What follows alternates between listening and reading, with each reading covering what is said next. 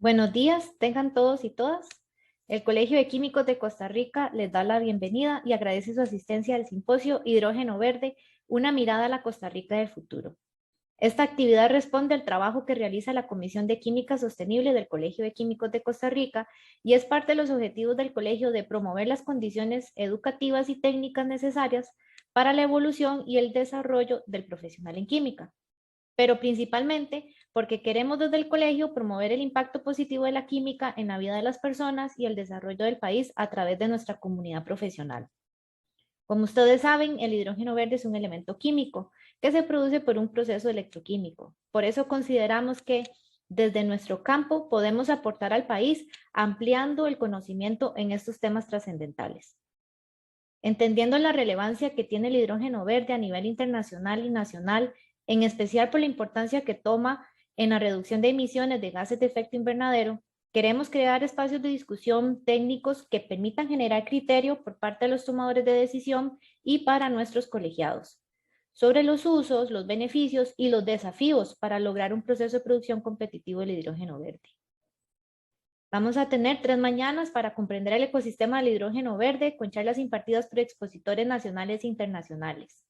Como parte de la logística de las charlas, los participantes van a tener la oportunidad de realizar consultas y preguntas en el chat que se ha habilitado para este fin. Al final de cada charla vamos a disponer de un espacio de 15 minutos y vamos a tener recesos de 10 minutos entre cada charla. Sin más preámbulos, realizaremos la apertura oficial de este simposio Hidrógeno Verde, una mirada a la Costa Rica del futuro, con las palabras de bienvenida del licenciado Jonathan Esquivel Garita, presidente del Colegio de Químicos de Costa Rica. Muy buenos días. Para mí es un gusto poder recibirlos en nuestro primer simposio sobre un tema tan trascendental que actualmente está en la agenda de los gobiernos en medios nacionales e internacionales, cuál es el hidrógeno verde. De la mano de expertos nacionales e internacionales estaremos estas 3 mañanas enfocándonos en el uso del hidrógeno verde y esa mirada, ¿verdad?, hacia el de Costa Rica del futuro. Los colegios profesionales definitivamente estamos llamados a asesorar y a brindar conocimiento técnico en todas estas áreas, y es por tanto que a través de este simposio ponemos disposición a los profesionales en química y a los líderes del país información y criterio técnico para poder facilitar la toma de decisiones y difundir, ¿verdad?, este tema tan relevante como es la generación limpia por medio del hidrógeno verde. En el Colegio de Químicos estamos llamados a promover un impacto positivo de la química en el desarrollo del país, y por eso consideramos parte de nuestra misión facilitar espacios como estos de conocimiento que brinden a los tomadores de decisiones herramientas para poder apoyar su labor. Esperamos que la información que reciban en este simposio sea de provecho para continuar, como decíamos, promoviendo un impacto positivo de la química en las personas, en el desarrollo del país a través de nuestro trabajo. Agradecer a todas las personas que han hecho posible este simposio y bienvenidos.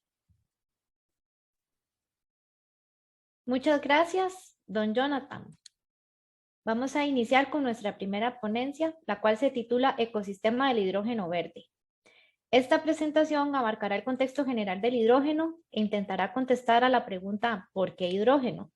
Explorará de manera general los distintos colores del hidrógeno para luego centrarse en el hidrógeno verde, su producción y su potencial de aplicación. La ponencia está a cargo de Sonia Rueda, quien trabaja como asesora en el PTX Hub de la GIZ en Berlín, Alemania. Sonia es ingeniera química de la Universidad Nacional de Colombia y tiene un máster en tecnologías de energías renovables de la Universidad de Oldenburg en Alemania. Sonia además tiene experiencia en el desarrollo de capacidades y apoyo técnico en torno a las energías renovables y la invitamos a realizar su presentación. Bienvenida, Sonia. Muchísimas gracias. Muchas gracias al Colegio de Químicos de Costa Rica por la invitación. Es un honor estar acá y bueno, como ya lo mencionaron, la idea es ir un poco acerca de del ecosistema del hidrógeno verde y las tecnologías Power-to-X y cómo esto está tan ligado. En este momento voy a compartir mi presentación. Ustedes. y empezaremos. Ok. Bueno, antes de todo quisiera contarles un poco acerca del Power2X Hub de Berlín. Es una plataforma de conocimiento e intercambio que trabaja en el avance y el desarrollo del Power2X sostenible y el hidrógeno verde en todo el mundo. Somos una plataforma que trabaja con ministerios, con gobiernos, con la industria, con las ONGs, grupos de reflexión, y nuestro trabajo está enfocado en las redes internacionales, la sostenibilidad, el desarrollo de capacidades, el intercambio de conocimientos. Bueno, nosotros ofrecemos investigación, una red mundial de 120 países socios de la GIZ, talleres de formación sobre hidrógeno verde, Power2X, y la experiencia sobre todo en la evaluación de sostenibilidad de los procesos de producción de hidrógeno verde. Para el día de hoy, mi presentación va a estar estructurada en 3 partes. Primero, el porqué del hidrógeno verde. Segundo, bueno, qué es el hidrógeno, y luego las aplicaciones y el concepto de Power2X. Entonces, bueno, empezando, ¿por qué hidrógeno? Y bueno, esto, digamos que para poderlo explicar, tenemos que definitivamente hablar de las emisiones. Las emisiones en el sector energía en este momento representan un problema, y bueno, creo que es importante tener una idea del porcentaje de emisiones que vienen desde este sector. Aquí la pregunta es, ¿cuál es ese porcentaje? Y quisiera darles un segundito para que lo piensen y lo podamos reflexionar. La respuesta aquí, en cuanto al porcentaje de las emisiones que provienen del sector de energía, es el 73%. Y esto es definitivamente un número que nos debe alarmar. Es algo que definitivamente llama la atención y a lo que se le debe poner muchísima atención en este momento. Tampoco podemos olvidarnos de los otros sectores que están emitiendo, el sector de la industria, el sector de agricultura, de manejo de residuos, pero es importante pensar en que el sector energía en este momento necesita especial atención. Según el IPCC, por sus siglas en inglés, para limitar el calentamiento global a 1.5 grados se necesitarán transiciones rápidas y de gran alcance. Las emisiones mundiales netas de dióxido de carbono causadas por el hombre deben alcanzar el cero neto hacia 2050. ¿Qué quiere decir esto? Que en 2050 ya no deberíamos estar emitiendo dióxido de carbono. Entonces, la pregunta ahora es, ¿será que las políticas energéticas actuales sí están alineadas con este objetivo? Y bueno, la respuesta la tiene, bueno, este diagrama de la Agencia Internacional de Energías Renovables, IRENA. En ella nos presenta un panorama de las emisiones actuales, en las que, bueno, para el sector energía nada más están en alrededor de 36.5 gigatoneladas por año de CO2, y que viendo un escenario de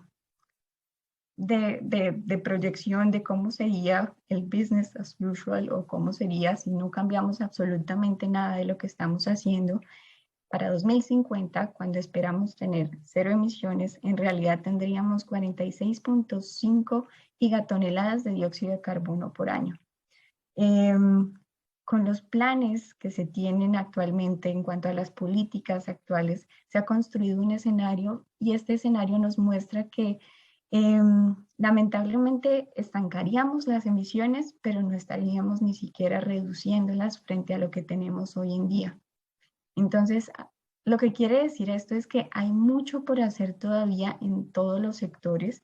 Vemos aquí el sector de transporte, el sector de industria, en cada sector hay mucho por hacer, y esta acción, según la Agencia Internacional de Energías Renovables, debe ser muy concentrada en esta década. Esta debe ser la década de acción, Y pues aquí lo vemos también en la trayectoria, es donde pues la inclinación está mayor, y esto quiere decir que aquí es donde se debe concentrar como ese cambio de dirección en lo que vamos. Pero ¿son las energías renovables suficientes para este cambio que se requiere?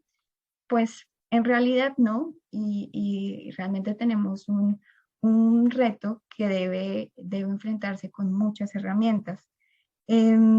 La idea siempre es utilizar la eficiencia energética en todo lo que hagamos, no solo eficiencia energética, sino realmente eficiencia en cuanto a recursos, en todo lo que estemos mirando y lo que estemos analizando. Eficiencia debe venir primero, y es que pues no hay energía más sostenible que la que no se está consumiendo. También se sugiere mirar hacia la estrategia de suficiencia. Este es un concepto que tiene que ver con ser conscientes de lo que se consume, y esto aplica más hacia los países que han sido ya desarrollados y que en este momento tienen un poder adquisitivo que les permite consumir muchísimo más de lo que necesitan.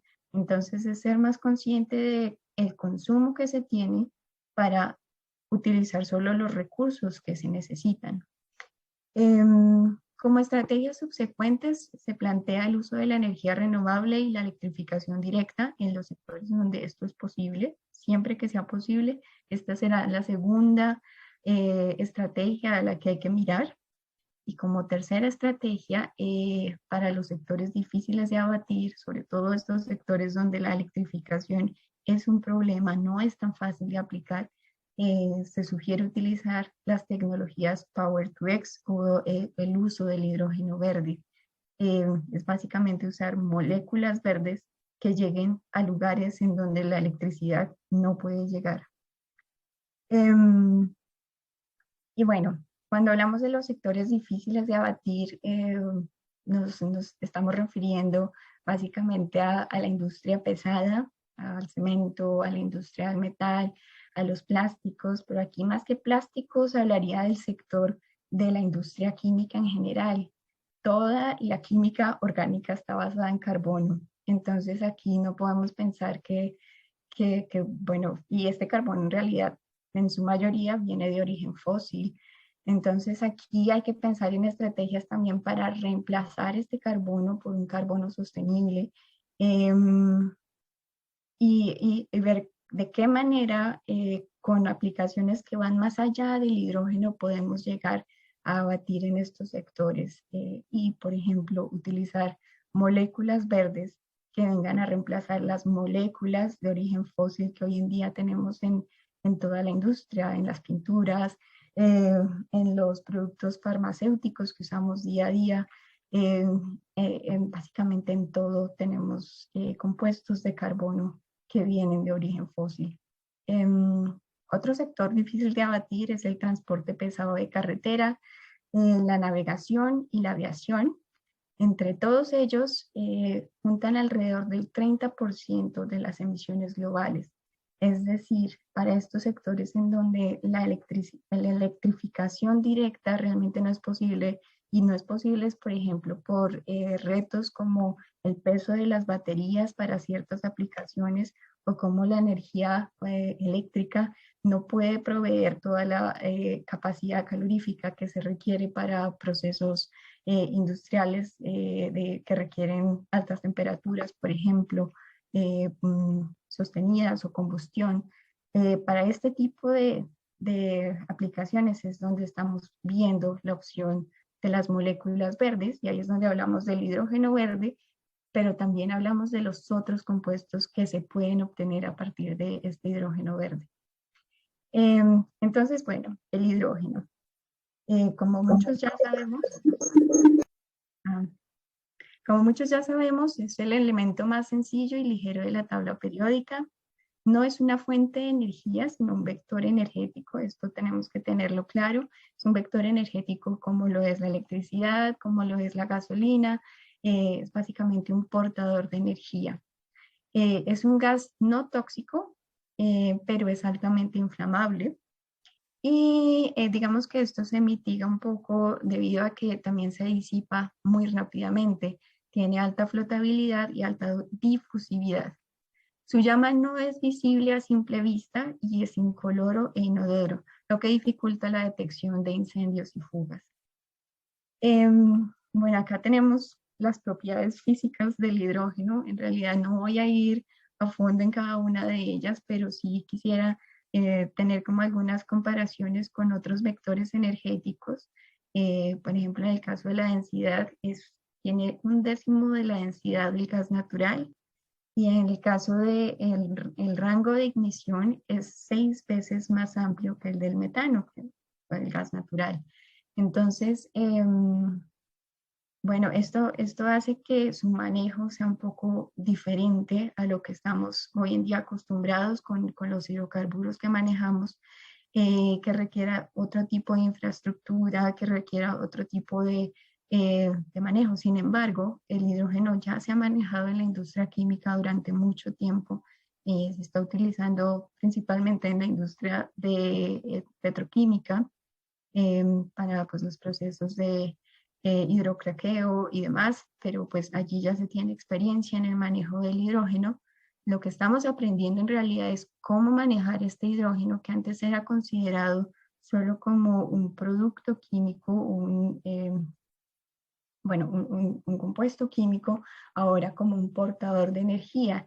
Y esta definición también cambia un poco la forma en que lo vamos a utilizar, en que lo vamos a manejar, en que lo vamos a almacenar. La diferencia crucial también entre el hidrógeno y la electricidad es que el hidrógeno es un portador de energía química, mientras que pues la electricidad solamente cuenta con electrones. Entonces esto también los hace diferentes y permite que lleguen a sectores donde el otro no puede llegar. Bueno, la producción actual de hidrógeno es en su mayoría por fuentes fósiles. Básicamente, pues como lo muestra esta gráfica realizada con datos de la Agencia Internacional de Energía en 2015, el 48% se producía por gas natural, 30% por petróleo, 18% con carbón y 4% con agua, con electrólisis de agua. Básicamente, pues para la producción utilizando el gas natural, se utiliza un proceso de reformado con vapor.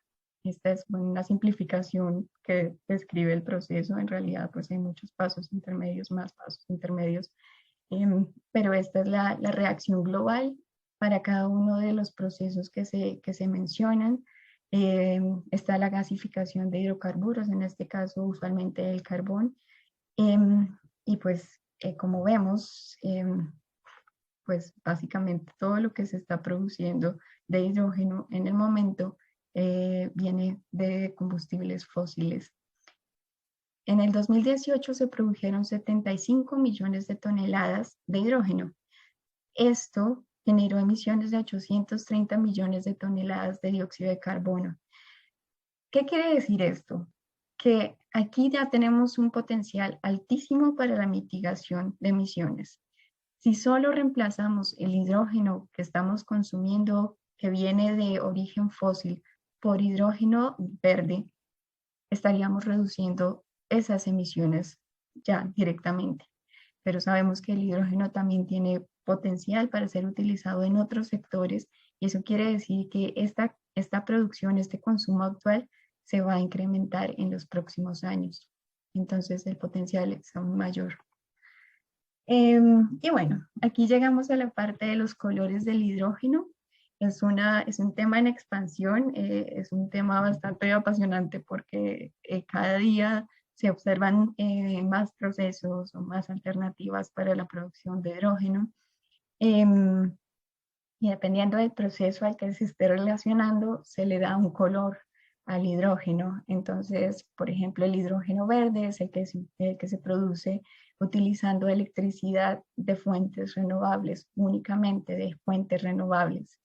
El hidrógeno rosa es el que se utiliza, el que se produce a través de electrólisis, pero con electricidad proveniente de plantas nucleares. El hidrógeno amarillo es el que se produce cuando la electricidad proviene de la mezcla que viene de la red. Entonces, eso va a variar de país en país. Básicamente va a ser parcialmente verde, parcialmente fósil. El hidrógeno blanco es otro bueno, ha cobrado un poco de importancia últimamente, y es básicamente el que se produce como subproducto de otros procesos industriales o que viene de origen geológico. Y bueno, esta es una noticia bastante interesante. En Malí ya se inició la producción, bueno, de hidrógeno puro, eh, viniendo de esta fuente. Sin embargo, bueno, o sea, tenemos que pensar que pues es una fuente limitada, eh, que está solamente presente o donde hay potencial en solo algunas partes del mundo, pero bueno, es otra fuente de hidrógeno y tiene su color. El hidrógeno turquesa es el hidrógeno que se produce por la pirólisis del metano. Este es bastante interesante porque es básicamente tomar el metano, pasarlo por un proceso de pirólisis en el que como consecuencia se obtiene el carbón sólido y el hidrógeno. Entonces, como el carbón queda en forma sólida, pues no se tiene emisiones, en teoría, debido a la reacción. Sin embargo, pues tenemos que ser conscientes de que el manejo de metano también implica emisiones un poco más arriba. Entonces se podría llamar un hidrógeno de bajas emisiones, pero no de cero emisiones. Por otro lado, tenemos el hidrógeno negro o gris, que es el que viene de los procesos de reformamiento de gas natural, como lo mencioné anteriormente, es el más común en este momento. El hidrógeno azul es el mismo proceso mencionado, de gris, es el mismo hidrógeno gris, pero con captura de carbono. Y el hidrógeno café es el que viene de la producción, bueno, de la gasificación de carbono usualmente. Entonces, también tampoco muy sostenible. Aquí tengo un resumen de lo que acabo de mencionar. Solo quería aquí, bueno, eh, enfocarme en la parte del hidrógeno verde y cómo el hidrógeno verde se puede producir a través de electrólisis. Es el proceso más conocido, pero no es el único. Tenemos también procesos de termólisis, de fotólisis, en los que es posible obtener hidrógeno verde. Pues son tecnologías que tienen una madurez tecnológica un poco menor, pero que también son bastante promisorios. También se puede pensar en el hidrógeno a partir de la biomasa sólida o biogás. Sin embargo, aquí sabemos que va a haber como subproducto del proceso monóxido de carbono o dióxido de carbono, y en este caso, si estamos hablando de biomasa sostenible, este subproducto es realmente el producto de mayor impacto. Es el carbón sostenible, que podría utilizarse también en procesos Power to X más adelante. Entonces, aquí hay que pensar es en las proporciones de hidrógeno verde versus el carbono que se está obteniendo del proceso. Sin embargo, pues también es denominado hidrógeno verde, aunque yo lo llamaría proceso más de producción de carbono sostenible. Y bueno, los demás ya los describí anteriormente. Bueno, ahora solo yendo al proceso de producción de hidrógeno verde, aquí para resumir exactamente cómo es el proceso, es básicamente utilizar agua a través de un proceso de electrólisis, es básicamente poniendo electricidad renovable en un electrolizador. Se va a tener la división de la molécula de agua entre oxígeno e hidrógeno. Vamos a obtener el hidrógeno verde, vamos a obtener el oxígeno, ambos con un valor agregado, ambos deben considerarse en cuanto a la comercialización, si se quiere pensar en favorecer bueno, el precio final del hidrógeno. Para esta producción se tienen distintos tipos de electrolizadores. En el momento, el más conocido, el más desarrollado es el electrolizador de tipo alcalino. También se está utilizando mucho el de intercambio de membrana, el de membrana de intercambio de protones. Cada uno tiene sus ventajas, sus desventajas, pero digamos son las tecnologías más desarrolladas y ya se tienen venta a nivel industrial. Se tienen otros tipos de tecnologías en desarrollo. Cada uno presenta ventajas dependiendo de la aplicación que se quiera tener, si es solo para hidrógeno o si, por ejemplo, se quiere llegar a hacer una coelectrólisis. Por ejemplo, allí los electrolizadores de óxidos sólidos son más adecuados. Sin embargo, su desarrollo es está un poco menos maduro. Y ahora vamos hacia el lado de los costos de producción de hidrógeno. Estos son datos del año 2018, están en dólares por kilogramo y son de la Agencia Internacional de Energía. En este momento, bueno, para el 2018, el costo por kilogramo de hidrógeno producido por fuentes fósiles oscilaba entre 1 a 3 dólares por kilogramo para las tres tecnologías. En cuanto a las renovables, el precio oscilaba entre 3 y 7.5 dólares por kilogramo. Entonces, esta es la realidad actual. Sin embargo, se espera una reducción de al menos un 30% de aquí al 2030, pensando en la reducción de precios, de costos de la electricidad renovable y pensando también en la reducción de los costos de los electrolizadores, que así como las mismas renovables, debido a su producción y al escalamiento, el costo pudo bajar de una manera bastante acelerada. En cuanto a los costos del hidrógeno verde, bueno, esto es bien interesante. Creo que es importante saber cuáles son los factores que afectan más el costo del hidrógeno verde. Y aquí vemos que la parte de CAPEX ocupa un 19%.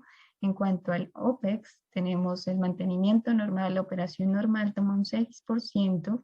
La sustitución de las celdas del electrolizador tendría un 7%, pero en realidad el que está dominando el costo es el precio de la electricidad y el costo por el uso de la red eléctrica en la mayoría de los casos. Esto quiere decir que si hay un país que tenga la electricidad renovable en un costo mucho menor, esto va a definitivamente marcar el costo final del hidrógeno. También aquí quisiera decir que esto es solamente costos de producción, que debemos ser realistas y tenemos que mirar también a los costos asociados a el almacenamiento, el transporte y el uso final. Si hay alguna conversión que se debe hacer después, esto también hay que considerarlo. Pero digamos que este análisis fue hecho solamente para la parte de producción. Y bueno, el hidrógeno y su cadena de valor. Aquí, bueno, quisiera pues como mostrarles en general, en resumen, cuál es el ecosistema del hidrógeno verde. Esta es una gráfica que tomé de la Asociación Peruana de Hidrógeno, en el que, pues bueno, describe muy bien como las alternativas y las cosas a las que hay que, bueno, las cosas que hay que tener en cuenta cuando hablamos de hidrógeno verde. Entonces, bueno, tenemos las energías renovables en primera instancia. La producción, en este caso, bueno, electrólisis es el enfoque, pero ellos también consideran la fermentación y la gasificación como procesos para la producción de hidrógeno verde, como lo vimos anteriormente. Y después de tener la producción, vienen los pasos de almacenamiento. ¿Cómo lo vamos a almacenar? Entonces, antes de almacenar, se debe pensar en la compresión o en la licuefacción. O sea, es decir, si lo vamos a hacer, si vamos a cambiar de estado, el hidrógeno sale como un gas. debe ser comprimido para poder ser almacenado o debe ser pasado a su estado líquido para tener un manejo más sencillo. Sin embargo, este proceso para licuefacción implica llevar este gas a menos 250 grados. Esto también implica un consumo de energía y todo esto se debe considerar cuando tenemos una planta de hidrógeno. Y bueno, ¿qué implicaciones tiene esto? Si estamos considerando la energía para esta licuefacción dentro de nuestra planta de energía renovable, etcétera, etcétera. Usualmente la compresión se hace un poco más de 300 bares o un poco más de 750 bares para el sector de transporte. Esto va a depender del uso final que se le vaya a dar, pero estos son como los rangos estándares que se han manejado. Para el almacenamiento se tienen contenedores térmicos o contenedores presurizados y también se tiene la alternativa de utilizar cavernas. Digamos, cavernas de sal es una de las alternativas de menor costo, pero evidentemente no está disponible en todos los puntos en donde se puede producir hidrógeno verde. Entonces hay que pensar en las otras opciones. Para el transporte se puede utilizar el camión tanque, el barco de transporte, el camión de carga o la tubería. Cada uno pues requiere de mejoramientos, por decir de alguna manera, porque digamos, las tuberías que tenemos en este momento disponibles están diseñadas para el manejo de gas natural, por ejemplo. Entonces, si quisiéramos solamente transportar hidrógeno, habría que hacer un retrofitting o un mejoramiento de estas tuberías para adecuarlas al manejo del hidrógeno. Entonces, va a depender mucho del uso final para tener la decisión de qué tipo de transporte vamos a utilizar y en cuál vale la pena invertir. Y pues finalmente se tiene la parte de reconversión y uso, y esto es cuando, por ejemplo, bueno, el gas se adecua a la presión que se va a utilizar en su aplicación final, o si, por ejemplo, se utiliza un portador de hidrógeno, se hace la reconversión para reobtener este hidrógeno. Y tenemos que tener en cuenta que eso también implica un costo adicional o un costo energético adicional. Este es como el general de lo que se necesita para el hidrógeno. Aquí quería presentarles un ejemplo de cómo funciona la parte del volumen. Y es un ejemplo que utilizó doctor Moretti en un taller científico de hidrógeno de bajas emisiones en Bogotá el año pasado. Y es bien interesante pensar que si tenemos 10 kilovatios hora de energía, digamos, estarían almacenados en 1 litro de gasolina. Entonces podemos imaginar 1 litro de gasolina como, bueno, una botella. Y podemos hacer la escala allí de una botella de 1 litro de gasolina. Si hablamos de gas, esto ya sería un poco más grande, equivaldría a 1.7 litros. Pero entonces si hablamos de hidrógeno, el hidrógeno líquido, para tener la misma energía, para contener esa misma cantidad de energía que tiene 1 litro de gasolina, tendría que tener 4 de estas botellitas que acabamos de mencionar. Si lo tenemos en estado gaseoso, comprimido a 700 bares, necesitaríamos, bueno, una botella más grande y 2 botellas adicionales. Y si lo tenemos en estado gaseoso a una presión menor, es decir, 350 bares, este sería el resultado. Ahora, si escalamos esto de 1 litro a esto, pensándolo en lo que se va a necesitar, por ejemplo, para un camión de carga, allí es donde empezamos a ver uno de los retos que tiene el hidrógeno, y es el volumen y cómo almacenar este hidrógeno en un volumen que se adecue a la infraestructura que ya tenemos o a las aplicaciones que tenemos. Entonces, es solamente como para reflexionar, y no quiere decir que sea imposible. La infraestructura se está desarrollando, pero quiere decir que sí se va a necesitar un poco de tiempo y de inversión para que esto se pueda hacer realidad. Pero también quería, bueno, resaltar el trabajo que ya se ha hecho en Costa Rica. Bueno, está la empresa Astra Rocket. Desde el 2010, digamos que ha estado explorando las aplicaciones de hidrógeno verde para el ecosistema en el sector transporte. Y bueno, ha sido reconocida por Bloomberg, ha sido reconocida por muchos como un ejemplo de la exploración, de la exploración. No.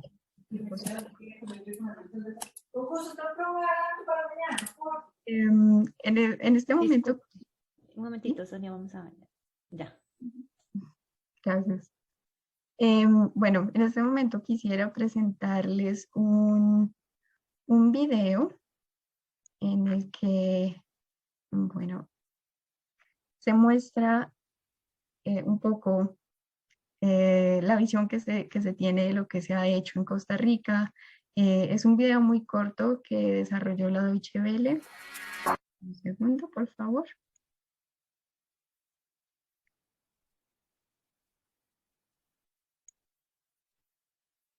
Ok. Sonia, disculpe, no se está viendo el video, está compartiendo la presentación. Ah, ok. Entonces, espérame un segundo, ya vuelvo a compartir. Y esta vez comparto el video. Perfecto. ¿Ahora sí? Ahora sí, Sonia. Ok, muy bien. Tenemos desde acá.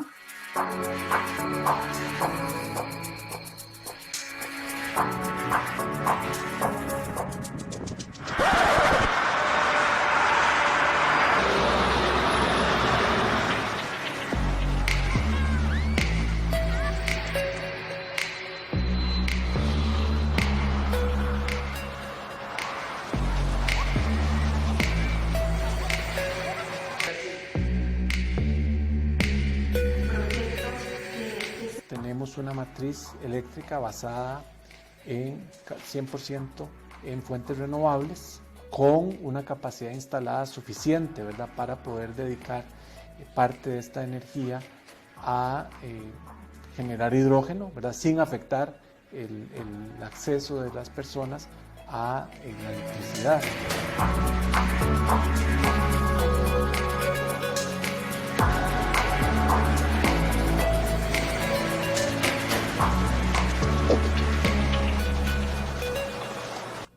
Transporte es el grueso del consumidor energético del país, y es ahí donde nosotros hemos estado apuntando desde hace, como le digo, más de una década.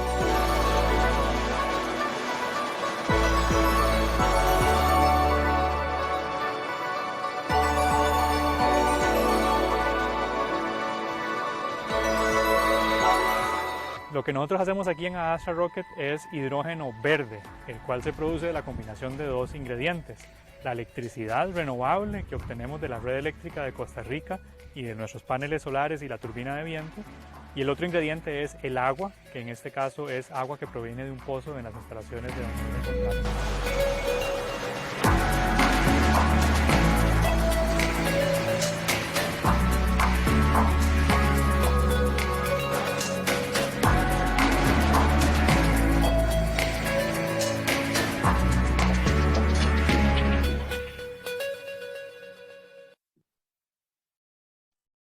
Bueno, entonces continuando con la presentación.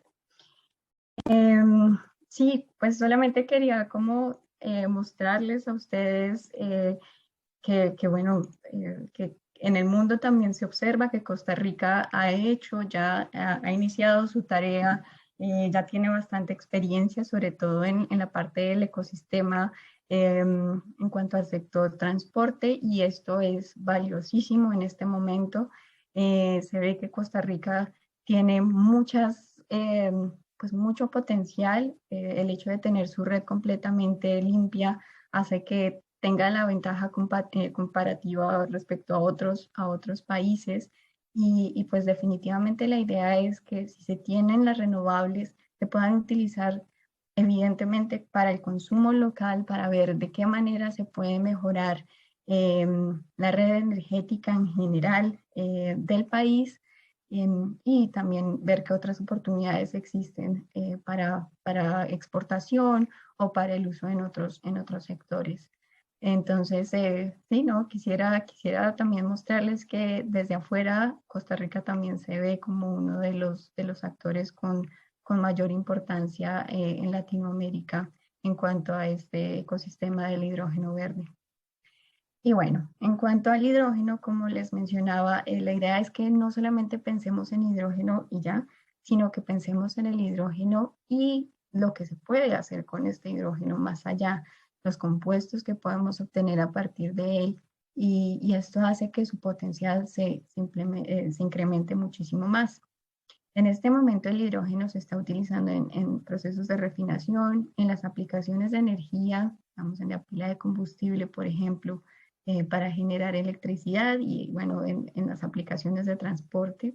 El hidrógeno también en el sector energía se está utilizando como una estrategia para almacenamiento de electricidad, y esto es bastante conveniente cuando se tienen las renovables, cuando se tiene un exceso de producción de electricidad renovable, se puede almacenar en forma de hidrógeno y se puede devolver a la red a través de una pila de combustible cuando la producción haya bajado, la producción de electricidad haya bajado y se necesite un soporte allí.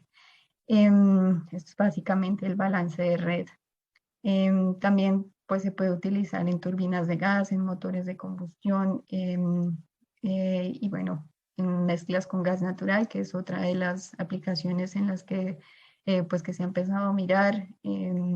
Usualmente se tiene una mezcla de máximo 20% de hidrógeno con gas natural para poner en las tuberías tal cual como están. Más allá no se puede, pues no se puede pensar en una mezcla con más contenido de hidrógeno, porque ya la infraestructura, bueno, ya hay muchos más escapes, ya empieza a haber problemas de infraestructura. Entonces, digamos que es como de lo que se ha analizado de las aplicaciones en este momento. Pues en el sector transporte también, sobre todo para maquinaria en la industria minera, por ejemplo, camiones de carga, etcétera, este tipo de aplicaciones en donde las baterías todavía no entregan la energía que se necesita o la densidad energética que se necesita. En cuanto a la industria química, el hidrógeno se utiliza en muchos procesos. Está la reducción de gas, la hidrogenación, la producción de metano, de metanol, el proceso Fischer-Tropsch, la producción de amoníaco, que es clave para la producción de fertilizantes, y la producción de alcoholes. Estas son las aplicaciones en general que se tienen, pero pues hay todo un panorama en expansión basados en estas aplicaciones. Entonces, el hidrógeno verde es una buena alternativa, pero no es la solución para todo. Y ahí es donde viene el concepto de Power to X. Pasamos a la última parte de esta presentación, que es el concepto del Power to X, que es básicamente power o electricidad renovable para producir cualquier cosa. Y producir cualquier cosa es básicamente producir lo que necesitemos de fosilizar. Y ahí viene como un concepto un poco diferente.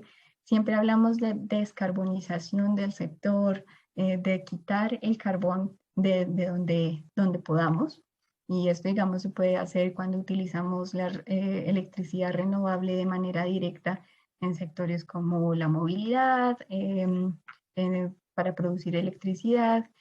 Descarbonización también viene cuando producimos hidrógeno y lo aplicamos de manera directa, por ejemplo, en el sector de la producción de acero, donde el hidrógeno viene a hacer la reducción directa en el proceso reemplazando el monóxido de carbono, que es el que se utiliza en este momento para hacer esa reducción. Pero más allá de esto, hay otros sectores en los que descarbonizar realmente no es la solución. En la industria química, como les mencionaba, descarbonizar es sencillamente cerrar o evitar absolutamente cualquier compuesto de origen orgánico. Toda la química orgánica está basada en carbón y es muy difícil pensar en que no sé, los compuestos farmacéuticos que hoy en día utilizamos basados en carbón van a desaparecer.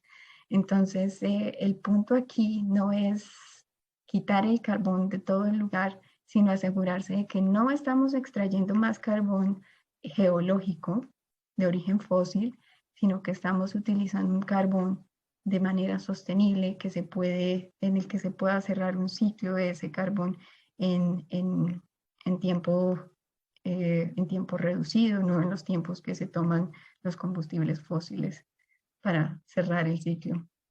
Entonces, aquí me refiero a industria química, la industria de los cosméticos, la farmacéutica, sectores como la aviación, las navieras, en las que la electrificación se puede, pero hasta cierto punto y solo para aplicaciones muy limitadas.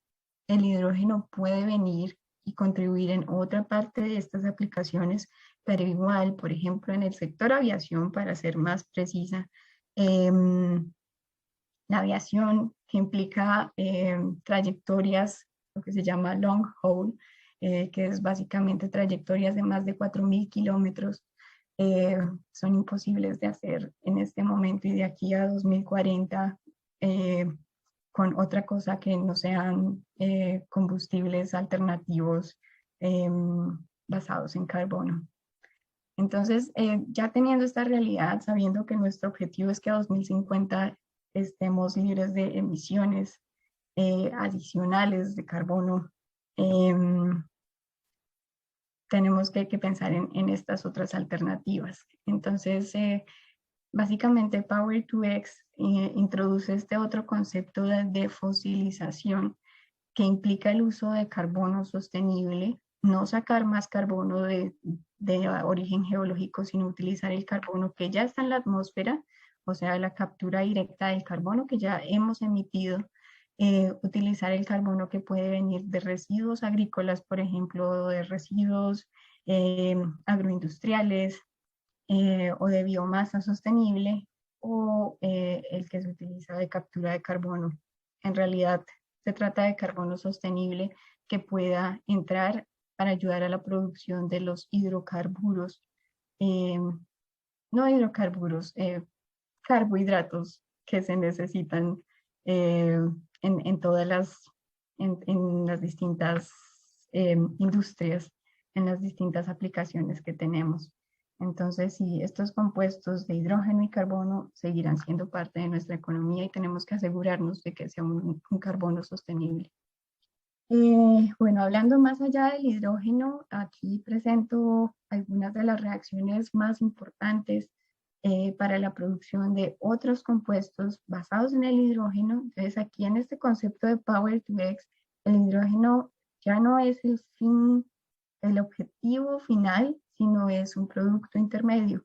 Un producto intermedio, por ejemplo, para producir amoníaco, para producir combustibles sintéticos, para producir hidrocarburos sostenibles, para producir metanol, para producir metano. Entonces, esa es la idea, como cambiar un poco el paradigma y pensar que el hidrógeno es un buen intermediario. Aquí, por ejemplo, presento el proceso Fischer-Tropsch. En este caso, el proceso Fischer-Tropsch necesita como materia prima el gas de síntesis, que es básicamente monóxido de carbono e hidrógeno verde. Este proceso tiene la ventaja de que nos permite combinar estos dos y generar el hidrocarburo que necesitemos. Entonces, Normalmente del proceso Fischer-Tropsch se obtiene un crudo sintético. Las condiciones del proceso se pueden adecuar para que la longitud de cadena que obtengamos sea más hacia digamos, queroseno sintético para la aviación, o si queremos producir compuestos un poco más sólidos, tendremos cadenas de carbono más largas. Y todo esto se puede manejar con las condiciones de temperatura, presión, catalizadores que se utilicen en el proceso. Entonces, esto implica un cambio de paradigma en el que inicialmente lo que ya hemos aprendido y lo que hemos hecho durante todos estos años es tomar el crudo, el petróleo crudo del subsuelo y dividirlo y trabajarlo y utilizar lo que sirva de ahí, básicamente lo que sirva, tomar, dividir, usar lo que sirva. Entonces está impulsado por la oferta.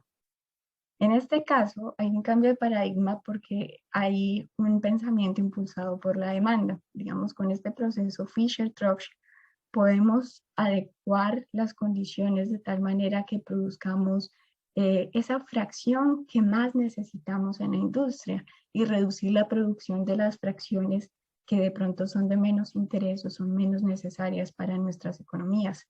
Entonces aquí también viene algo un poco más allá y es ese cambio de paradigma de la forma en que consumimos, de la forma en que producimos. Ya no estaríamos tan limitados de acuerdo a lo que venga de la oferta y lo que nos, sí, lo que la industria petroquímica nos quiera decir, bueno, esto es lo que hay, esto es lo que hay que vender, sino va a ser más impulsado por la demanda, qué necesitaba la industria química, qué compuestos está necesitando, y así desarrollar el proceso para que vaya más ubicado hacia lo que se va a necesitar, haciéndolo todo más eficiente. Y bueno, en este caso quería presentarles Power-to-X en práctica. Este es un ejemplo de la costa oeste de Alemania, en donde básicamente se tiene las energías renovables, se tiene wind offshore, entonces energía eólica offshore. Allí hay un gran potencial en esa zona y hay momentos en los que se tiene que parar la producción porque la red no puede recibir más electricidad proveniente de la energía eólica. Entonces, pues allí hay una oportunidad para utilizar este exceso de electricidad que hay en esa zona. Y lo que se hizo fue diseñar algo que va a partir de, bueno, la electricidad renovable que va a entrar a alimentar un proceso de electrólisis para producir el hidrógeno. Pero entonces, en este proceso de electrólisis se sabe que va a haber un calor en exceso, va a haber una generación de calor en exceso. Entonces, aquí la idea es también hacer flujos de calor eficiente. Entonces, este calor en exceso se debe o se piensa utilizar dentro del parque industrial que queda en esa zona. Entonces, lo que hay allí es un puerto y un parque industrial.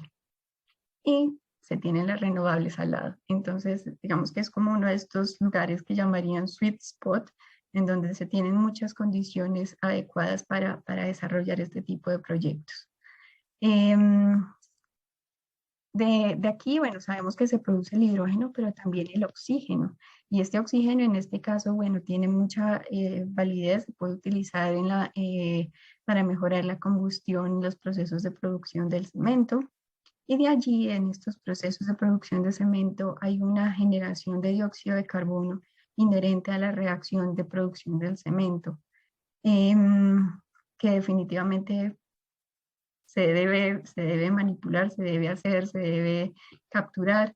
Y en este caso, la idea es la utilización de este dióxido de carbono con el hidrógeno para sintetizar metanol. Hay un proceso de síntesis de metanol directo y a través de este metanol se pueden producir combustibles de aviación, y estos combustibles de aviación se piensan utilizar en el aeropuerto de Hamburg, que queda bastante cerca del lugar en donde se estaba pensando realizar este proyecto. Entonces, esto es más como la idea de integración, es no solamente ver al hidrógeno como punto final, sino como una parte de todo este rompecabezas que tenemos. Y ahí es en donde, digamos, la industria química también juega un papel súper importante, porque puede producir los materiales necesarios para la transición energética, pero también se va a beneficiar de esa transición energética. La parte de química sostenible es fascinante. PTX es solo una parte de ella. Aquí tenemos que considerar también economía circular, eficiencia, sobre todo en procesos, en materiales, en energía, pero es más hacia este concepto de integración al que queremos llegar. Aquí hay otro ejemplo, este es más en cuanto, bueno, a combustibles también de aviación. Es un ejemplo que se desarrolló para una narrativa en Brasil. En la zona norte de Brasil hay partes en donde, bueno, son partes remotas que dependen mucho de la aviación para el acceso a las medicinas, a los bienes básicos, y pues lo que usualmente se hace es, Brasil tiene todas sus refinerías en la costa, entonces los combustibles de aviación se envían en avión hacia los aeropuertos pequeños que quedan en el norte del país, llegan, se dejan almacenados y esto es lo que se utiliza para que estas comunidades remotas tengan acceso a los bienes básicos. El problema de todo esto es que el combustible sube muchísimo más el precio de lo que llega, de la carga que llega. Y además se tienen emisiones adicionales, no solamente por lo que se emite al utilizar el combustible de aviación, sino lo que se emitió al transportar ese combustible. Entonces, para este tipo de casos, bueno, pues las comunidades son mucho más vulnerables ante el cambio del precio del petróleo y del costo de los combustibles. Y dos, pues a veces sencillamente no llega el combustible y quedan incomunicadas. Entonces el punto aquí es como que estos combustibles se puedan producir a pequeña escala en estas zonas remotas en donde se tiene la energía, la electricidad renovable, se tiene el agua disponible y digamos se tiene la necesidad para plantas pequeñas. Entonces, este es el concepto que se desarrolló allí, es para servir a un aeropuerto pequeño, el volumen sería de aproximadamente 1000 litros al día, y es posible, ya se ha probado pues el concepto y en este momento se está trabajando en una planta piloto para poder hacer la demostración, entender cuáles son los retos todavía, cuáles y tal vez las cosas que se han ignorado en la parte de diseño, allí se van a empezar a ver y se puede validar el concepto, si se puede replicar en otros lugares, si se debe corregir. Entonces, bueno, es una valiosa curva de aprendizaje a través de este proyecto en Brasil, que también es Power2X. Y bueno, por último quería mostrarles como un mapa de los proyectos de hidrógeno sostenible o de bajas emisiones. Aquí también hay hidrógeno azul, se ha tenido en cuenta en este mapa. Pero pues quería mostrarles, es básicamente la democratización de los proyectos energéticos, de las fuentes energéticas, y es cómo muchos más países se han añadido a este mercado, pero ya no solo como consumidores, sino como productores. Entonces, esto también tiene un impacto a nivel global en cuanto a las dinámicas globales en general y el control del mercado y el control de los precios, etcétera. Entonces, es una buena oportunidad también para los países en desarrollo empezar a ser parte activa de este mercado o a ser más independientes en cuanto a su matriz energética. Y bueno, por último quería, ya para cerrar esta parte, quería hablarles de sostenibilidad, que pues es uno de los temas que nos preocupa más, o digamos que debería ocuparnos en el desarrollo de cada proyecto. Porque bueno, a la larga hay que tener en cuenta la parte ambiental si queremos ser sostenibles y de verdad queremos arreglar el problema que ya está causado, necesitamos tener una solución que considere todos los aspectos para evitar crear problemas adicionales a los que ya tenemos. Entonces, la idea es analizar nuestros proyectos desde el lado medioambiental, desde el lado económico, desde el lado social y desde el lado de la gobernanza. El PTX Hub ha desarrollado una matriz como para pensar en este tipo de aspectos antes de empezar un proyecto, sentarse y hacer un análisis consciente de qué implica lo que estamos proponiendo. Digamos, en este caso se ha hecho pues un análisis de los electrolizadores y allí en los electrolizadores el problema más común tiene que ver con el uso de materias primas escasas. Los electrolizadores utilizan materiales raros, por ejemplo el PEM, que es el de membrana, membrana de intercambio de protones, utiliza el iridio. Y esta tabla sencillamente muestra la cantidad de iridio que se necesitaría si queremos llegar a cumplir el escenario de cero emisiones para 2050. ¿Cuánto iridio necesitaríamos si todo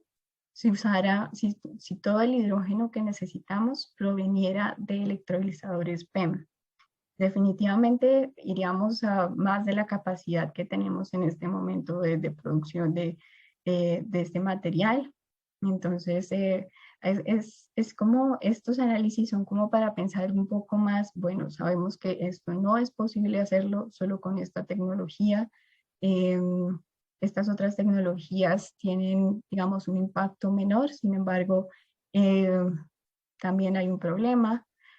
Hay tecnologías que están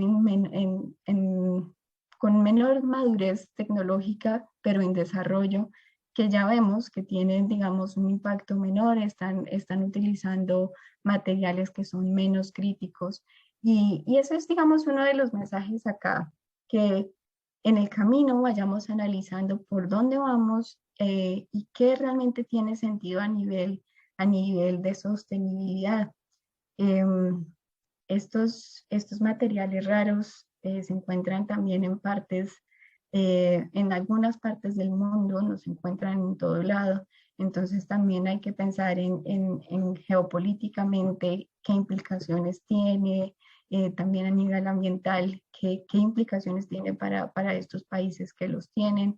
Y bueno, el punto es no parar el desarrollo, pero sí advertir de lo que puede pasar y empezar a buscar alternativas a lo que se está proponiendo. Y eso es básicamente lo que está sucediendo con los electrolizadores también. Entonces, bueno, ya con esto cierro mi presentación. Muchísimas gracias por su atención y bueno, ya si tienen preguntas. Muchísimas gracias, Sonia, de verdad. Usted nos ha dado con esta ponencia una visión general ya del ecosistema del hidrógeno verde, pero también nos ha permitido reflexionar sobre los beneficios, los retos que tiene la producción del hidrógeno verde, pero bueno, también conocer más allá las aplicaciones y oportunidades que surgen a partir del hidrógeno verde. Tenemos bastantes preguntas, Sonia, y vamos a iniciar con el espacio para ellas, bueno, que está a cargo de mi compañera Valeria Medrano. Muchas gracias, Sonia. Bueno, acá tengo algunas preguntas que han ido haciendo los participantes, entonces se las voy a ir leyendo una por una y las vamos a ir respondiendo. Yariela Webb nos pregunta, ¿existe alguna clasificación oficial de hidrógeno en función de un nivel de emisiones cuantificable? Es decir, a partir de una certificación de emisiones. Bueno, en realidad, en cuanto a esta parte de certificación, y muy buena pregunta, gracias por esta pregunta, porque realmente apunta a una de las partes críticas sobre el hidrógeno. es la parte de certificación. En este momento la Unión Europea sí está trabajando en desarrollar este tipo de definiciones, de decir, bueno, ¿a qué llamamos hidrógeno verde? Y en cuanto a qué cantidad de emisiones de reducción de emisiones se debe considerar para cada tipo de hidrógeno. Pero puedo decir que oficialmente dentro de la regulación aún no existe. Ahí ya, digamos, agencias que están presentando formas de certificación. Entonces, si queremos certificar un producto como sostenible, ellos dan, digamos, guías, pero aún no se tiene como una escala, como ella misma lo menciona, determinada para decir, este es el hidrógeno que se va a aceptar o que no se va a aceptar dentro de la, digamos, la regulación europea, que es una de las que está más avanzada. Se ha considerado pues como el mejor, el hidrógeno verde. Obviamente certificado, certificando que proviene de electricidad renovable, etc. También se está considerando el hidrógeno azul, aunque pues han habido bastantes debates en cuanto a esto. Y se puede decir que, bueno, no solamente en Europa se está desarrollando esto, sino, por ejemplo, Japón, que está muy avanzado también en temas de hidrógeno, también está desarrollando este tipo de normativa. Estados Unidos también lo está haciendo y pues la idea es que estas discusiones también lleven como al desarrollo de algo que al menos sea similar dentro de todos estos procesos de certificación. Pero pues aquí en este momento no hay nada todavía que se pueda decir a nivel global. Esta es la escala, lamentablemente. Gracias, Sonia. Acá tenemos otra pregunta de Daniel Carmona, que me parece que es similar a la que le acabo de hacer, pero igual se la voy a preguntar. Dice, ¿existe algún grado de tolerancia para la producción de hidrógeno verde con respecto a la fuente de energía? Por ejemplo, si utilizo electricidad 98% renovable y 92% térmico, ¿puede considerarse el hidrógeno producido como verde? En este es muy parecido. Sí. Digamos que en cuanto a esto, todavía no hay una respuesta 100% correcta y esta es una de las preguntas que más, a las que más nos enfrentamos y es muy cierto. Si vamos a producir con la red y la red tiene un gran porcentaje de renovables, todavía hay unas emisiones asociadas, entonces yo diría que se calificaría el producto no como 100% verde, sino como un porcentaje verde y digamos que asimismo pues el costo, el pago por este producto verde va a ser proporcional a qué tan verde es. Digamos que esa es como la idea que se tiene detrás, entonces se diría es 96, 94% verde, 95%. Pero igualmente es algo que está en discusión y es algo muy político también. Entonces, sí, es complejo, todavía no se tiene. Ok, bueno, muchas gracias.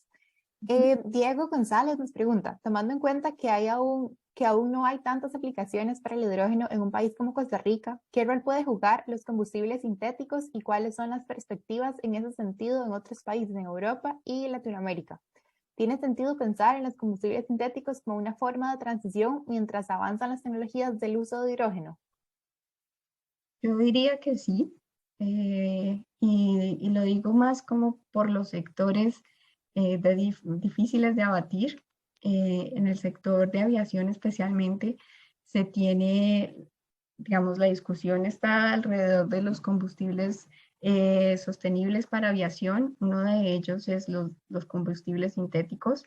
La demanda está ahí, está clara, hay mucha más presión política también desde el lado de la Unión Europea, desde Estados Unidos, para que la aviación sea limpia. Entonces esto también genera que la demanda esté allí. Esto es pensando en aviación global. Hay un target hacia 2050 también de neutralidad en emisiones para el sector de aviación. Entonces, pues digamos que esto puso mucha más presión en el sector.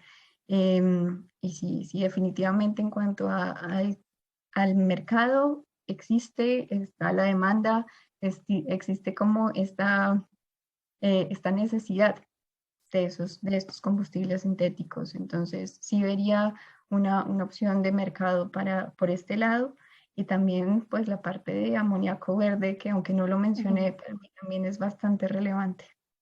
Okay, muchas gracias, Sonia. Sí, también son temas que se van a mencionar más adelante en el simposio, en los siguientes días, entonces para que también estén atentos. Jorge Miguel Fernández nos pregunta, ¿existen formas de ingresar a la cadena de suministro del hidrógeno en pequeña escala, sin necesidad de acceder a grandes capitales para el desarrollo de sus proyectos? En caso de que exista, si puede por favor dar algún ejemplo. Pues bueno, en este momento hay muchos proyectos que están a pequeña escala.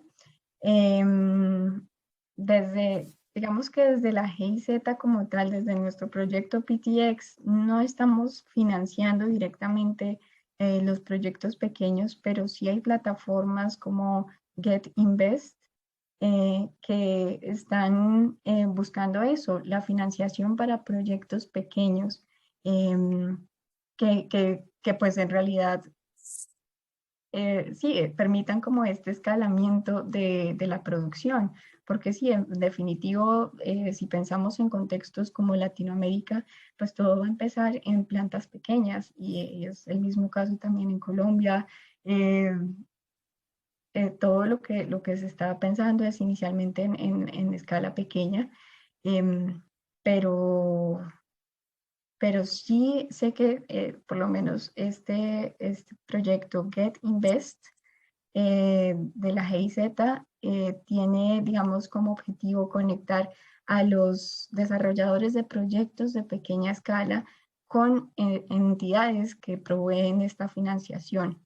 Entonces ellos hacen como el puente, ayudan a la preparación de la propuesta del proyecto para que sean proyectos bankable projects, por decir de alguna manera. Entonces eso existe, sí existe. Y bueno, me parece genial que exista este tipo de, bueno, de iniciativas en los países. Es por donde se empieza. Muchas gracias. Bueno, todavía nos quedan unas dos. Rogelio Quiroz nos pregunta, para consultar si en los estudios para producir el hidrógeno verde hay alguna implicación o consideración sobre la calidad del agua, por ejemplo, agua salada o agua de desechos industriales. Sí, el agua juega un papel bastante importante. La calidad del agua que entra a los electrolizadores es muy alta. En realidad, como los electrolizadores utilizan electrodos de materiales raros, o se tienen, digamos, en membranas muy delicadas, la calidad del agua realmente tiene un papel protagónico en la duración del equipo. Entonces, usualmente estos electrolizadores también vienen con plantas pequeñas de adecuación para el agua que se utiliza. En zonas, digamos, en donde hay escasez de agua, pero hay agua salina, lo que se suele utilizar es la desalinización del agua utilizando electricidad solar. Y después, bueno, de esta desalinización pues se hace pues un ajuste final. Pero pues realmente la calidad del agua que sale de la desalinización es bastante buena. Entonces, sí se tienen estándares, vienen referenciados con los equipos, y es muy importante la calidad del agua. Ok, muchas gracias. Por último, tenemos una pregunta de María del Rocío Salazar. Ella hace referencia a los vehículos que funcionan con hidrógeno y menciona, se han realizado pruebas de control de calidad para que los tanques de los vehículos donde se almacena el hidrógeno sean muy seguros.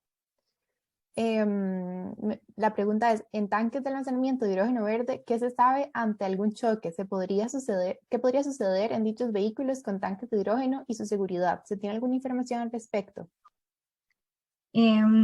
Bueno, ella se refiere a los tanques, a los vehículos que transportan el hidrógeno, Sí. ¿verdad?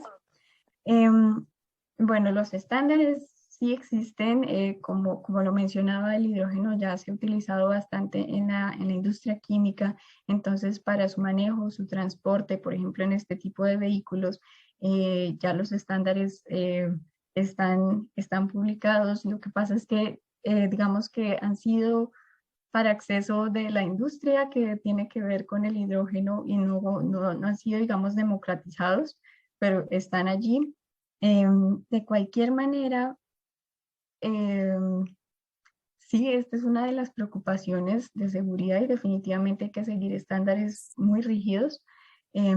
Pero pues se dice que el hecho de que el hidrógeno también sea tan difusivo hace que pues si existe algún problema, algún incendio, digamos que se disipe rápidamente por esa misma propiedad que tiene el hidrógeno. Lamentablemente no tengo mucha información desde este lado de la seguridad industrial, pero sí considero que es un factor clave cuando hablamos del manejo del hidrógeno. Gracias, Sonia. Bueno, igual también, como mencionaba antes, también son temas que se van a tocar más adelante en las otras charlas. Por último, tenemos una consulta de Andrea, si le podríamos compartir su contacto. Entonces, Claro que sí. Ok, perfecto. Yo solo compartiría aquí por escrito. Entonces, bueno, esas serían las preguntas de esta ponencia. Muchísimas gracias, Sonia. Y le paso la palabra a Joana para que presente la siguiente. Bueno, Muchísimas muchas gracias, Sonia. De verdad que muy enriquecedor la charla que nos ha dado el día de hoy. Y muchas gracias a todos también por las consultas que nos realizan. Y igual le invitamos, Sonia, si todavía puede quedarse a las 2 charlas que tenemos del día de hoy. Bueno, muchas Muchas gracias. gracias a todos por continuar con nosotros. El desarrollo de estrategias sostenibles para la producción de compuestos químicos de alto valor añadido utilizando